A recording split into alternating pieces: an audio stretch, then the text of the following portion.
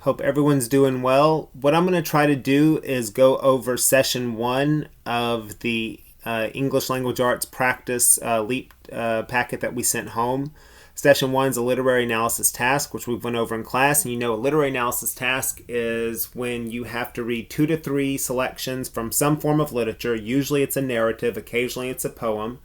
And you have to find some kind of common literary idea that's going through all these texts. It could be that they have a common theme.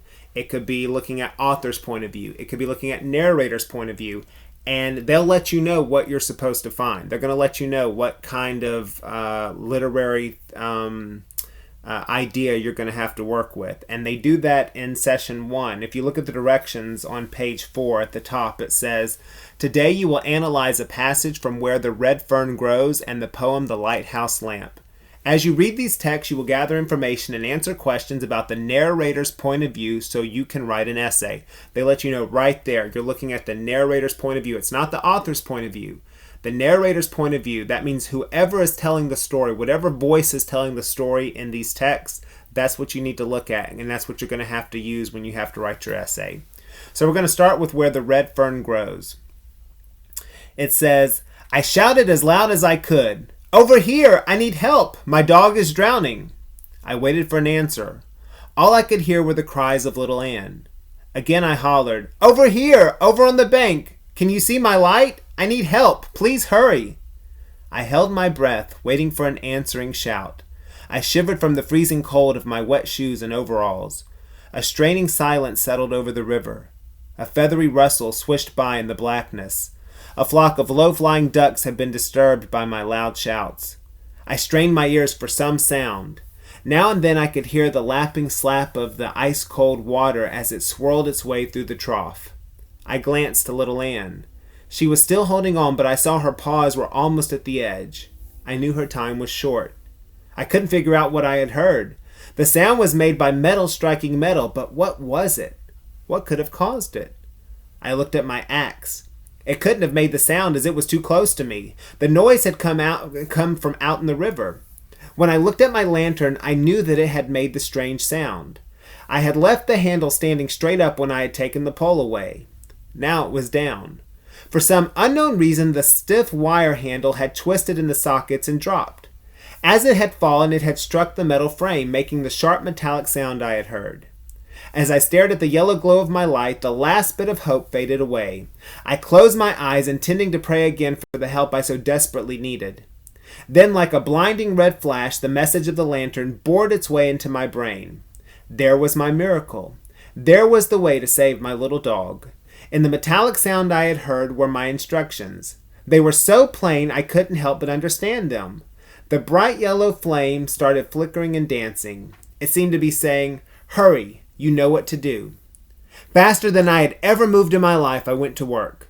With a stick, I measured the water in the hole where my feet had broken through the ice. I was right. My foot had touched bottom. 18 inches down, I felt the soft mud. With my pole, I fished the lantern back to the bank. I took the handle off, straightened it out, and bent a hook in one end. With one of my shoelaces, I tied the wire to the end of the cane pole. I left the hook sticking out about 6 inches beyond the end of it. I started shouting encouragement to little Anne. I told her to hang on and to not give up, for I was going to save her. She answered with a low cry. With the hook stuck in one of the ventilating holes in the top of my light, I lifted it back out on the ice and set it down. After a little wiggling and pushing, I worked the hook loose and laid the pole down. I took off my clothes, picked up my axe, and stepped down into the hole in the icy water. It came to my knees. Step by step, breaking the ice with my axe, I waded out. The water came up to my hips and then to my waist. The cold bite of it took my breath away. I felt my body grow numb. I couldn't feel my feet at all, but I knew they were moving. When the water reached my armpits, I stopped and worked my pole toward little Anne. Stretching my arms as far out as I could, I saw I was still a foot short. Closing my eyes and gritting my teeth, I moved on. The water reached my chin. I was close enough. I started hooking at the collar of little Anne. Time after time, I felt the hook almost catch. I saw I was fishing on a wrong angle. She had settled so low in the water I couldn't reach the collar. Raising my arms above my head so the pole would be on a slant, I kept hooking and praying. The seconds ticked by. I strained for one more inch. The muscles in my arms grew numb from the weight of the pole. Little Anne's claws slipped again. I thought she was gone. At the very edge of the ice she caught again. All I could see now were her small red paws and her nose and eyes. By old Dan's actions, I could tell he understood and wanted to help. He ran over close to my pole and started digging at the ice. I had to get him out of the way so I could see what I was doing. Just when I thought my task was impossible, I felt the hook slide under the trough leather. It was none too soon. All right, so that's passage 1 from Where the Red Fern Grows. And we know that we're looking at the narrator's point of view, the person telling the story. And they never identified the person's name, but it's a character, it's a young boy, but you don't even have to know that. You just know that it's a person who is trying to rescue little Anne. We know from the clues that talking about her paws that she's a dog. And so we know that this character is trying to rescue a dog who's trapped in the water that's icy. And that's what we've got so far. And so we go to question 1, and it says, what does the phrase bored its way into my brain mean in paragraph 9 of Where the Red Fern Grows? And you know from class, when they tell you, or they ask you what a phrase means or a word means, and they tell you the paragraph, go back to the paragraph to see the context. So I go back to paragraph 9. And as I'm looking at paragraph 9, I look where I started at the beginning. It says, as I stared at the yellow glow of my light, the last bit of hope faded away. I closed my eyes, intending to pray again for the help I so desperately needed. Then, like a blinding red flash, the message of the lantern bored its way into my brain. There was my miracle. There was the way to save my little dog. So it says, what does the phrase bored its way into my brain mean in paragraph 9 of Where the Red Fern Grows? Does it mean to form an idea? Does it mean to make a hole in? Does it mean to create a lack of interest? Or to force through an object? Take those phrases and put it there and see what does it do. Did an idea form in his mind? Did a hole form in his mind? Did a lack of interest form in his mind? Was something forced through an object? Was something forced into his mind? So obviously we know that the answer is A. He had an idea formed into his mind. And then, so for part B, it says, which quotation from paragraph 9 helps the reader understand the meaning? So now it's like, what evidence, what context did you use to figure that out? And would it be the last bit of hope faded away? There was my miracle. They were so plain. I couldn't help but understand them. Which of those would help us understand that something bored, something went through into his mind? And the answer is D. I couldn't help but understand them. He couldn't help but understand what he had to do. So I did the same thing we've done in class. I read the passage. I read the question. When the question told me to go back to the passage, it told me where something was to be found. I went back to the passage. I'm not sitting here with an answer key that gives me all the answers. I'm having to go through the same process that we've practiced in class time and time again. So now we go to question 2. Question 2 says, what does the word strained mean as is used in paragraph 16? Okay, so I'm going back to paragraph 16. I'm looking for the word strained.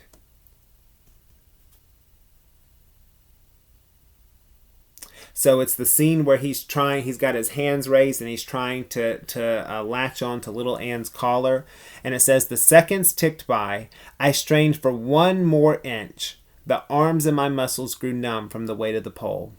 So what does the word strained mean? And so you ask yourself, based off of what's going on, which of these options, A through D, would make sense in the context? And the answer again is A, to exert great physical effort. He's just trying. He's trying everything he can to reach little Anne. And then part B, it says, which sentence from the passage supports the narrator's use of the word strained in paragraph 16? So now we're going to the narrator. They're saying, okay, the person telling the story. They want you to have that in your mind because you know from the directions that's what you're going to have to write about later on. Which sentence from the passage supports the narrator's use of the word strained in paragraph 16?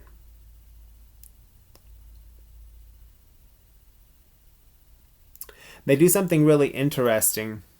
If you notice, they put the paragraphs. So paragraphs 9 for for option A, paragraph 13 for option B, paragraph 14 for option C, paragraph 15 for option D.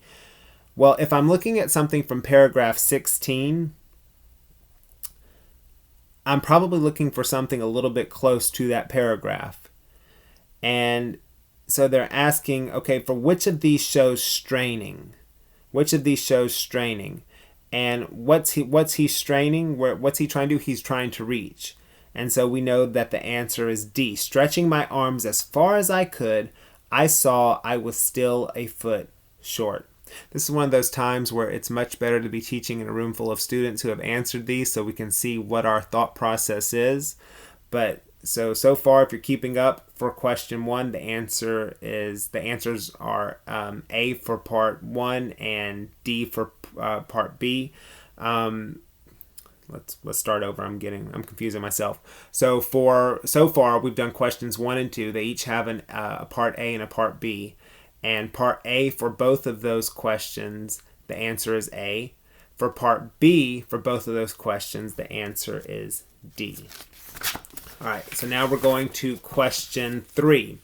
It says, which statement expresses a theme in where the red fern grows? So we know from class, how do I find theme? I look at how my main character responds to his or her challenges. What's the challenge here? Little Ann is trapped in the freezing water. How does our character respond? And so we look at those options. Would it be A, determination? Is he determined to save little Ann? Yes. Okay, but don't just stop. Let's keep reading. B, caring for animals brings happiness. Well, he cares for his animals, but happiness is not an emotion that we see in this selection from where the red fern grows. Harsh discipline is sometimes necessary. Well, he seems to be disciplined, but I don't think that seems to be the message. And lastly, animals can understand difficult situations. If you read the last little paragraph, it does seem that the other dog, Old Dan, understands what's going on and is trying to help. But is that a major message of the story? No. The answer is A. Determination is often rewarded. Okay, let's look at part B. Which sentence from the passage supports the answer to part A? Okay, so what am I looking for in these options? I'm looking for something that shows what? I'm looking for something that shows determination. So I go down and I'm looking at my options. Okay, which of these shows determination? I closed my eyes intending to pray again for the help I so desperately needed. So the emotion there would be being desperate. He needs help. Is that determination? No. Option B, I started shouting encouragement to little Ann. Okay, so he's encouraging her. Determination and encouragement, not the same things, but they can be somewhat related, so we'll put that as a maybe. Option C, I strained for 1 more inch. Okay, straining, he's trying. Okay, a little bit of determination there. Just when I thought my task was impossible, I felt the hook slide under the tough leather. So just when I thought my task, what I'm doing, was impossible, just when I thought it couldn't be done, I felt the hook slide under the tough leather. And that's from paragraph 19. That's when you know he's attached to little Ann and he's going to be able to save her. And that shows determination. That is the best option. There are okay options in part B, but D, just when I thought my task was impossible, I felt the hook slide under the tough leather. That's the correct answer. That's the best answer. That one shows determination best. Are there other okay options? Yes, but D is the best answer. All right, let's look at question 4. Which emotions are emphasized through the author's use of the first person point of view. So first person, remember when we did our Christmas narratives, and this should be a review from other grades, first person is when I use words like I did this, I felt the ice go up to my hips, I felt the strain on my arms. So he uses, it's the narrator in this case is the boy who's going through this experience telling the story.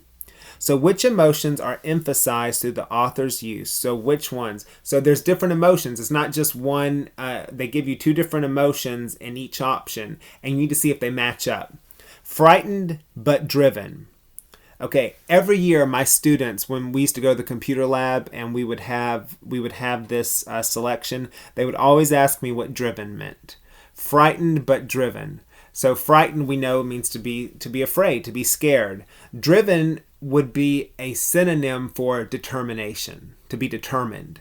So we already know that that's something that's a recurring theme, and we get that from how our main character responds to his challenges. So that should be an option right there. Yes, frightened but driven.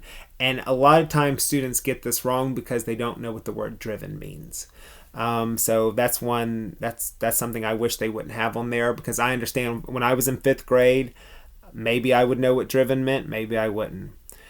B, powerful but insecure. Our character doesn't show a lot of power. He's trying to help, but he doesn't have a lot of power. He's having to work to try to save his dog. He can't just snap his fingers and make it happen. Forceful but respectful. Well, he's trying to force his way into the ice, but respect is not something that we see here. Excited but confused. Excited is not something that we would see, and confused, excited and confused doesn't really go. So the answer for part A on question 4 is frightened but driven. Again, a lot of your students get this question wrong because they don't know what driven means. And driven is a synonym for being determined, determination. And we know that that's a theme of this particular selection. Okay, part B. Circle 2 sentences from paragraphs 14 through 17 of the passage that support both parts of the answer. Okay, I chose frightened and I chose driven or determined. So I need to look, when I have my options, paragraphs 14 through 17, I'm looking for 2 sentences that supports that idea. This is they want you to circle the 2 sentences on the leap. This would be where you probably use like the highlight feature. We've done this before on the computer, and that's what students had to do. Students had to highlight. And this is one of those where it's not just clicking, it's using your tools in order to find the answer if this was on a computer screen instead of a packet. And this is one where students tend to kind of get lazy. They choose one thing, or they get bogged down with the tools because this is their first year using the computer. So this is sometimes where students will click on something and they're unsure and they're like, forget it, and they click to the next question. No, look at this. Okay, find which of these sentences has to do with being frightened and which have to do with being determined. And so I'm looking.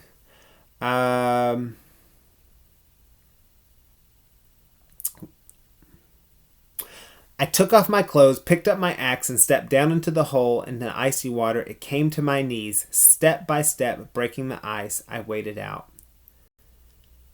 It's not a pleasant experience to undress and get into freezing cold water. And the fact that he's doing that phrasing, step by step, he's pushing, that shows determination. So 14 would be an option. It would be the sentence step by step. I waited out, that particular sentence. Okay, so we've seen driven. What else should we look for? We should look for frightened.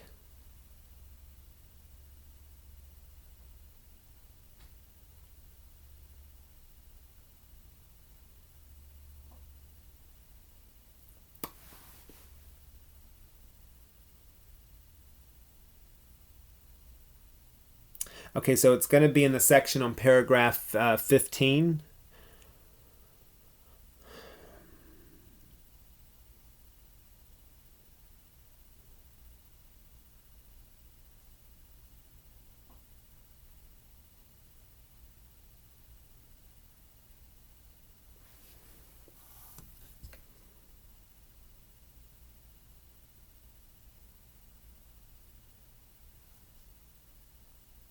No, I might have been wrong. Hold on. So I'm doing this just like you. I'm going through it. I'm looking. I'm like, well, maybe I'm wrong. Maybe I'm wrong.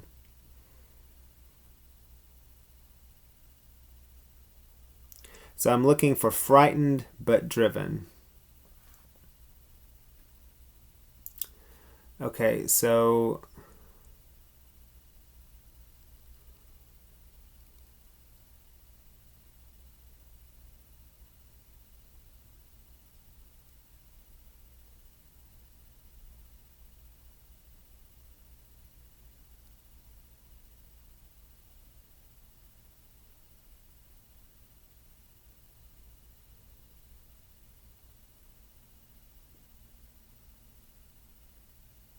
closing my eyes and gritting my teeth, I moved on.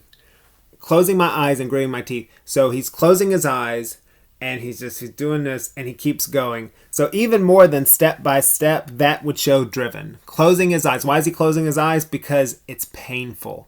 He's gritting his teeth. He's like, "Ugh," and he's moving on. So in paragraph 15, closing my eyes and gritting my teeth, I moved on. So that would be the sentence that I choose, and that is the second to last sentence in paragraph 15. Okay, and then we're looking for one more sentence that shows that idea.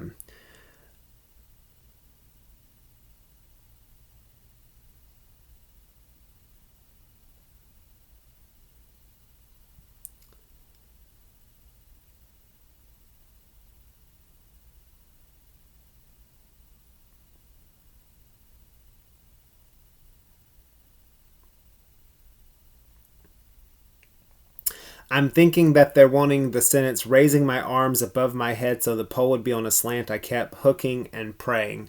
I think that's what they're trying to show for frightened and driven at the same time. So that would be the third from the last sentence in paragraph 16. Raising my arms above my head so the pole would be on a slant, I kept hooking and praying. So both of these sentences are showing frightened and driven at the same time. And that's a tougher one right there. Okay, so from part B, paragraph 15 and paragraph 16. And if I've lost anyone out there in this time, I apologize. Okay, so that's the end of that section for where the red fern grows. So I'm going to go ahead and stop here. And if you've been following along, hopefully if you had these answers, congratulations. If you did not, I hope you made corrections. If you didn't do it and you just watched and followed along like if we were in class, okay, so we're having some instruction time even in the middle of this virus. So I'm going to go ahead and stop the video here and take a break, and then we're going to look at the lighthouse lamp.